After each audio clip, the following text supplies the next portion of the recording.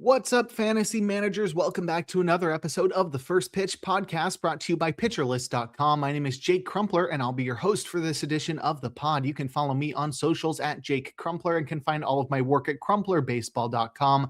Let's dive into everything baseball related from Tuesday, August 4th. We'll start it off, as always, with the transactions, injuries, news, and notes from around the league, kicking things off with the bad news as outfielder James Wood was placed on the 10-day IL with an oblique strain. The strain is labeled mild, so Wood could miss just 2 weeks, but obliques typically have a timeline of 4 to 6 weeks for return, so the Nationals could be without their best hitter for quite a while. Outfielder Andrew Pinckney was selected from the minors in a corresponding move. He's a 25-year-old right-handed hitter who at AAA has batted .271 with 13 homers, 18 steals, and a 101 WRC plus. And he's somebody who has struggled with strikeouts, striking out 31% of the time. But Pinckney will see time at designated hitter and left field against left-handed pitchers, while Dylan Cruz mans right field in Wood's absence, allowing Jacob Young and Dalen Lyle to get more consistent playing time in the outfield. Another IL placement, another one of the best hitters in baseball landing on the IL. First baseman Nick Kurtz to the 10-day IL with a thumb sprain. It's a pretty significant strain too, so Kurtz is likely to miss multiple weeks. And with the A's current standing in the standings, it's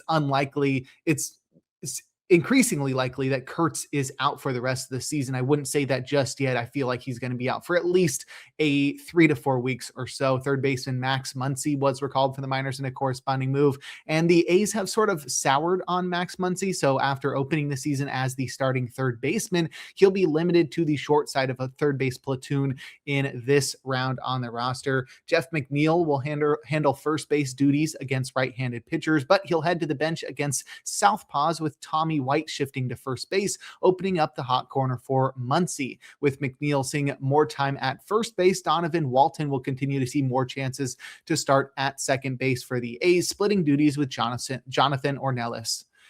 And lastly, starting pitcher Jeffrey Springs was placed on the 15-day IL with hip discomfort. Springs' timeline is unclear, but he's likely to miss about the minimum time. Starting pitcher JT Ginn was activated from the 15-day IL in a corresponding move after missing the minimum time with a blister on his finger. He started in Cincinnati. Ginn tossed 6 innings, allowing 5 hits with 300 runs, 2 walks, and 5 strikeouts, inducing 11 whiffs with 27% CSW across 91 pitches.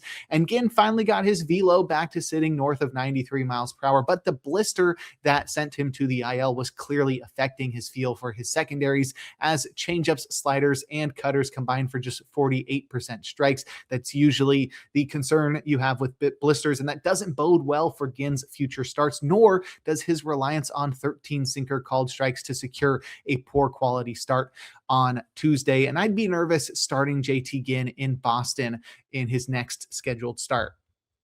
In terms of transactions, we have a little bit of fallout from the trade deadline. If you wanted a breakdown of every single trade that occurred on the deadline day, make sure to listen to yesterday's episode of the First Pitch podcast. It was August 4th. I was up all night doing that one, but let's talk about the transactions from Tuesday. Starting pitcher Quinn Matthews was optioned to the minors by the Cardinals, and he looked really promising in his big league debut, but Hunter Dobbins pitched into the 7th inning on Tuesday, and the Cardinals will let Dobbins stick in the rotation instead of Matthews, though I expect Matthews to be back at some point this season. It may not be until September, though. Infielder Cesar Prieto was recalled for the minors in a corresponding move, that is a corresponding move. It didn't really clock in my brain because Matthews is a pitcher and Prieto is an infielder, and he will be a backup utility infielder for the Cardinals. Next, outfielder Eddys Leonard was selected from the minors. He is a 25-year-old right-handed hitter, and at AAA, he's batted .272 with 16 homers, 8 steals, and a 125 WRC plus. He'll be in the majors with the Giants on the short side of a left field platoon, which means that the pair of left-handed hitting outfielders, Grant McCray and Drew Gilbert, will split time switching off, heading to the bench to allow Leonard to get in the lineup against left-handed pitchers. Next, third baseman Brendan Donovan was activated from the 10-day IL after missing 2.5 months with a groin strain. Donovan will be on the strong side of a third base platoon for the Mariners, splitting time with Weston Wilson, as outfielder Stuart Fairchild was designated for assignment in a corresponding move. Next, starting pitcher J.P. Sears was optioned to the minors by the Padres to make room in the rotation for deadline additions Robbie Ray and Casey Mize. To open another spot in that rotation, Griffin Canning is expected to shift to the bullpen, but definitely some upgrades there over J.P. Sears and Griffin Canning with Robbie Ray and Casey Mize. Next, the most exciting move from yesterday, shortstop George Lombard Jr. was selected from the minors. He was the 26th overall pick in 2023. He's the number 20 prospect in baseball, and he's the number 1 prospect in the Yankees farm system. The 21-year-old right-handed hitting Lombard has played in the Complex League, AA and AAA this year, batting .284 with 12 homers, 14 steals, and a 140 WRC+, while displaying some pretty impressive plate discipline, 17% walk rate with a 21% strikeout rate. Lombard will take over as the club's everyday shortstop, and he should be rostered everywhere, and he made savvy fantasy managers look pretty good as he homered in his debut. Shortstop Anthony Volpe was optioned to the minors in a corresponding move. The Yankees also optioned outfielder Jason Dominguez to the minors to make room for deadline acquisition Elliot Ramos. Next, relief pitcher Jeffrey Yan was recalled from the minors by the Mets. He's known for his eccentric strikeout celebrations in the minors and in Japan, where after strikeouts, he would squat all the way down and then jump as high as he can and pump his fist. It's pretty exciting. I'm excited to see what he can do in the majors, because not only is he have these electric strikeout celebrations, but he's been pretty great in the minors. 29-year-old southpaw Jeffrey Yan at AA and AAA, 3.24 ERA, 44% strikeout rate. He just needs to work on his control because he's walked 16% of the batters he's faced. The Mets also made a bunch of other call-ups into their bullpen to replace the guys that they traded away. They recalled reliever Chase McDermott from the minors, who they acquired from the Dodgers at the deadline. They selected the contract of Nate Lavender, who's a southpaw who was taken in the Rule 5 draft by the Rays, but returned to the Mets before the season.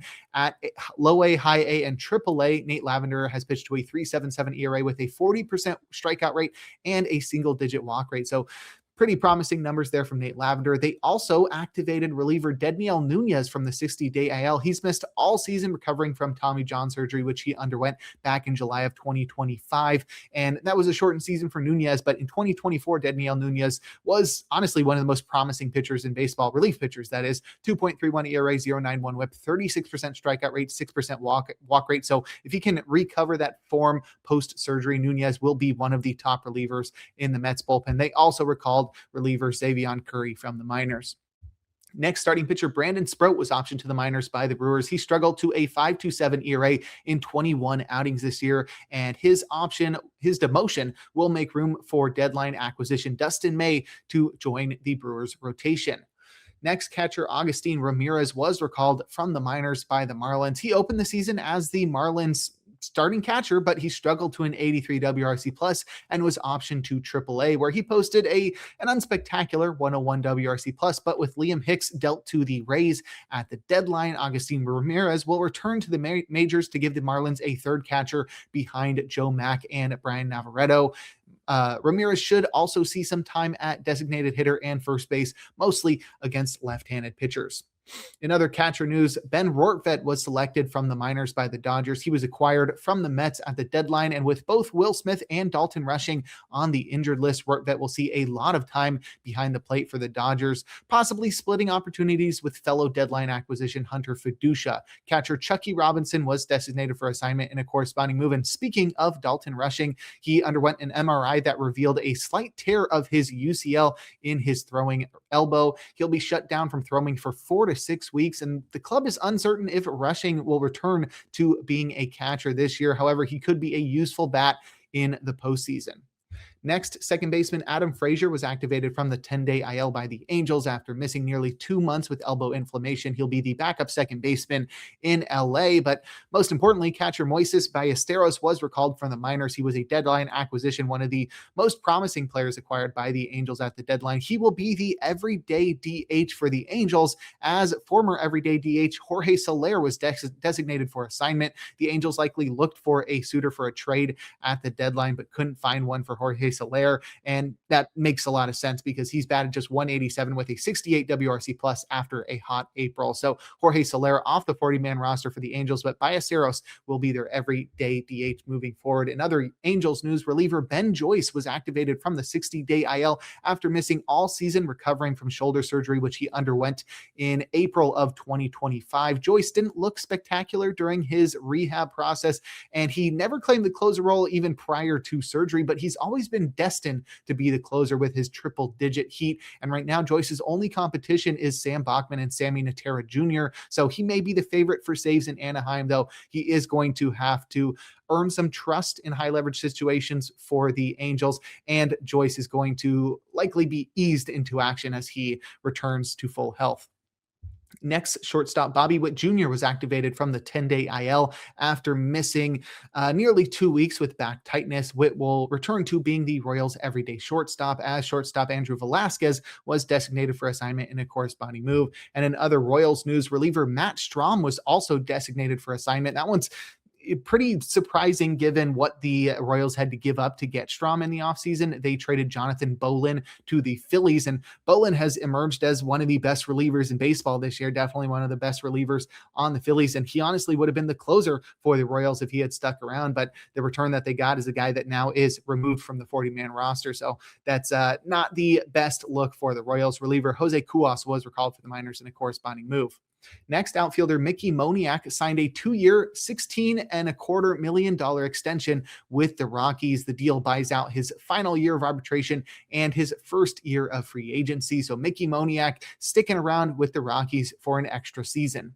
Next, outfielder Hector Rodriguez was recalled from the minors. Rodriguez is the Reds' number 3 prospect. He's a 22-year-old left-handed hitter who at AAA has batted .274 with 27 homers and a 123 WRC plus. So some big power there from Rodriguez. He's going to be on the strong side of a right field platoon with Noelvi Marte. He's somebody that I'm certainly interested in deeper leagues, especially if that power translates to the majors. That's Hector Rodriguez of the Reds.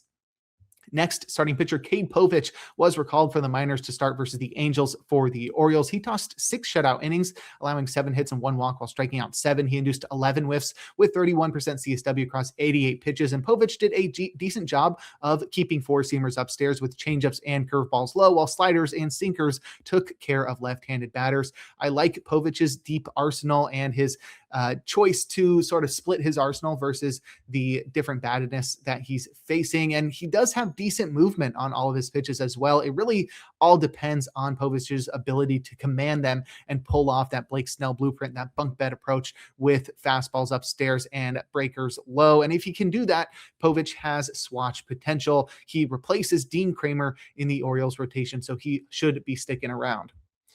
And lastly, outfielder Christian Franklin was recalled for the minors by the Orioles. He was a deadline acquisition in a minor trade from the Nationals. The 26-year-old right-handed hitter has batted .249 with 6 homers, 17 steals, and a 101 WRC plus at AAA. He's also displayed impressive plate discipline, walking 15% of the time. Franklin replaces Taylor Ward in the Orioles outfield on the short side of a left field platoon.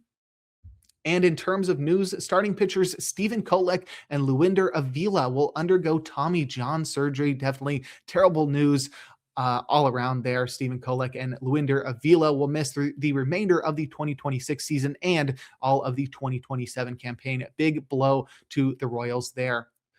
We have some returnees from injury, though, as starting pitcher Cody Bradford is expected to be activated from the 60-day IL today to start versus the Giants. Bradford has been recovering from internal brace procedure that he underwent last June. So Cody Bradford returning to the Rangers rotation versus the Giants on Wednesday. Next, shortstop Angel Janao is expected to be recalled from the minors today by the Guardians. He's the Guardians' number 2 prospect, and he's the number 39 prospect in all of baseball. The 22-year-old switch-hitting Janao has batted .299 at AA and AAA with 11 homers, 11 steals, and a 130 WRC plus. He's walked 14% of the time while striking out 16% of the time, and that's honestly pretty Cleveland coded. He's got the power speed, the switch hitting, and the impressive plate discipline and contact skills, and that really fits a mold that we've seen in Cleveland. And I think Janao is going to be something, I don't know if it's Janao or Janao, but either way, he should be a significant contributor to this Guardians lineup.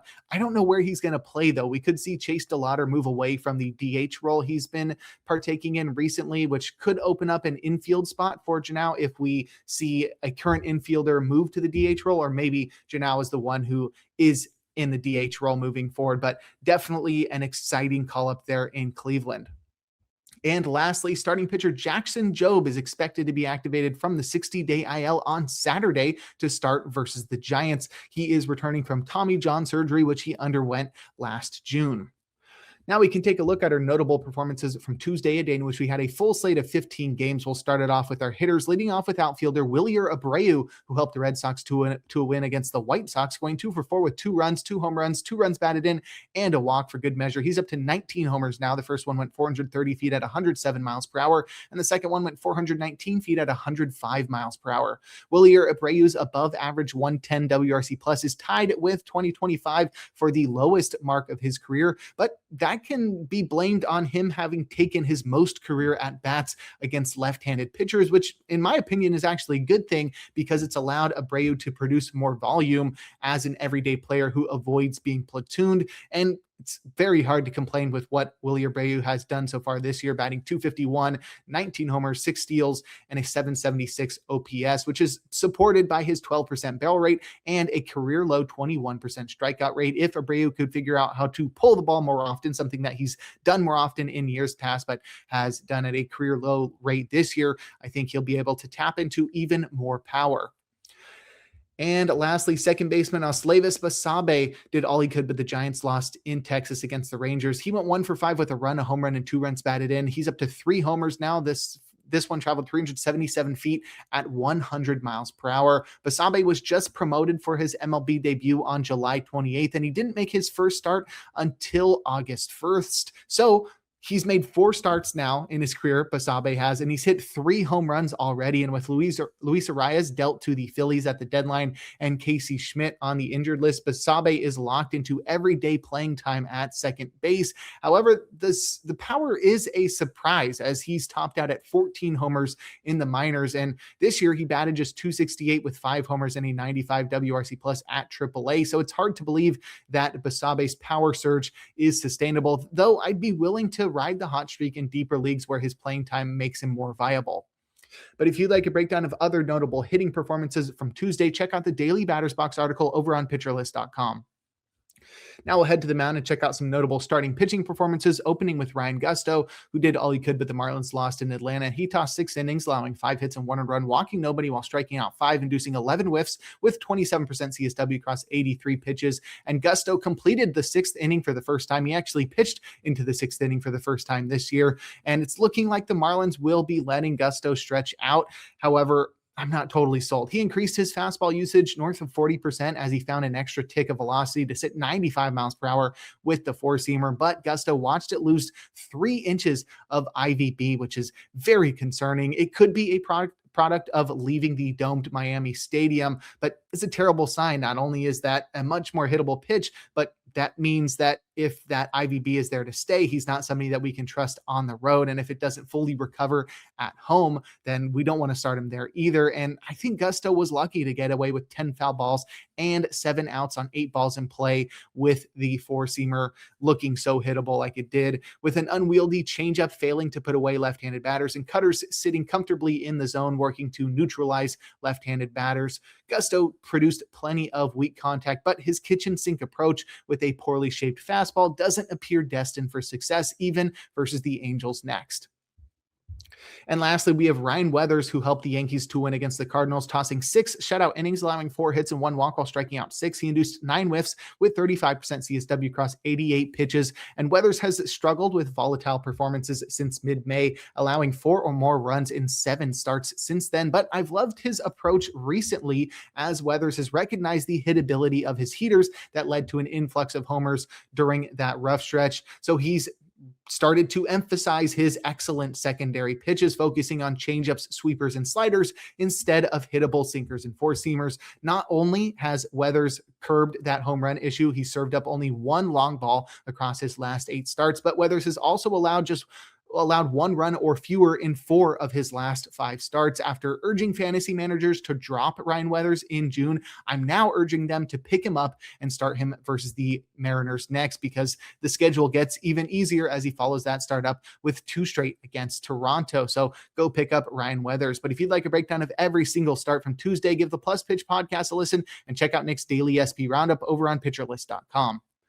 Now we'll head to the bullpen and check out the relievers that got saves and the closers that pitched outside of save situations or blew their saves. Starting with the former, Yennier Cano recorded his second save with a scoreless ninth, and I feel like he's probably going to be the favorite for saves in Baltimore with Tyler Wells now in Tampa Bay, as Cano signed an extension and now has his arbitration price locked in. Emilio Pagan recorded his 12th save with a scoreless ninth. David Bednar had a hitless 4-out save for his 25th save of the year. Brian Bayo had a perfect 3-inning save, his first of the year. Trevor McGill recorded his 19th save with a perfect ninth. And Brian Baker recorded his MLB leading 32nd save with a perfect 11th inning.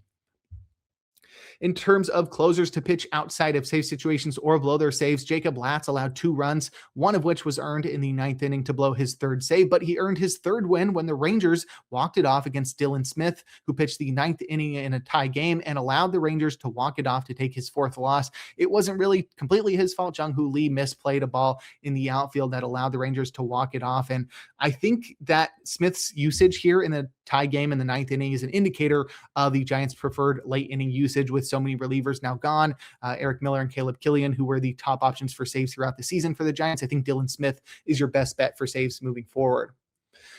On the other side of the bay, Hogan Harris allowed 2 runs in the 8th inning to blow his 5th save and take his first loss. Elvis Alvarado recorded the final out of that 8th inning. Raisel Iglesias allowed 2 runs pitching the 9th inning with a 4-run lead after the Braves tacked on an insurance run in the 8th to ruin Iglesias' save chance. Edwin Diaz served up a solo shot pitching the 8th in a 3-run deficit. He hadn't pitched since last Tuesday, so this was a maintenance outing for Edwin Diaz. Jacob Webb pitched a perfect 9th inning up by 4 after the Cubs tacked on an insurance run in the 8th to ruin his save chance. And lastly, Jordan Romano allowed 2 runs in the 9th inning to blow his 3rd save. The Rockies would go on to lose that one in 11 innings. But if you'd like more information on relief pitchers, check out Rick Graham's daily articles over on pitcherlist.com and give a listen to the In the Pen podcast, where Rick and I broke down every single trade that involved a reliever from the past week leading up to the trade deadline. And before we look forward to today's games, we're going to take a quick break. Now we'll look forward to Wednesday, August 5th, a day in which we'll have a full slate of 15 games. My matchup of the day is Paul Skeens versus Kyle Harrison. We've got an intra-division matchup, and I would love to see Skeens bounce back. I'm really curious to see how he looks here. I am also curious to see how Harrison looks in his return from the injured list. Paul Skeens versus Kyle Harrison, matchup of the day. In terms of probable starters, we've got 4 guys in the auto starts tier, including Skeens. We've also got Sean Burke in Boston, Brian Wu versus the Tigers, and Uri Perez in Atlanta. Our probably starts tier has 5 guys, and our questionable starts tier has 7, and that's where we'll find our streamer of the day in Eric Lauer on the north side of Chicago. Lauer is not somebody that you're trusting for ratios or strikeouts, but he is somebody that can get you a win or a quality start. And pitching for the Dodgers, you got a pretty good shot at doing that. I'd also keep an eye out for Noah Cameron versus the Twins. That lineup is a little bit compromised right now with Byron Buxton on the IL, and Cameron has proven a little bit volatile, but he has also proven to have a high ceiling. I think that's back-to-back successful starts for him with plenty of strikeouts. So I'm trusting Noah Cameron versus the Twins. If you're looking for a pitcher with an opener, Ty Madden will have an opener in Seattle, though he's not somebody that I trust often with my fantasy team. In terms of hitter suggestions, I target Giants hitters versus Cody Bradford in Globe Life Field, as Bradford is pitching in his return from Tommy John surgery. I'd also target Rays and Rockies hitters in Coors Field, as Nick Martinez will square off against Tomoyuki Sugano in that one. And lastly, I'll target A's and Reds hitters in Great American Ballpark. We'll see Jacob Lopez square off against Rhett Lauder in that one. And now we'll close things out with our relievers to watch. Every closer should be available once again on Wednesday, so just set your lineup as usual. But that'll do it for today's episode of the First Pitch Podcast. Make sure to head on over to pitcherlist.com to check out all of the great articles and features we have on the site. Sign up for PL Plus or PL Pro to gain access to the Discord and to support the Pitcher List staff. You can follow me on socials at Jake Crumpler. Tune into YouTube tomorrow and every day for a new installment of the podcast, and make sure to enjoy the day as we are blessed with another day of baseball.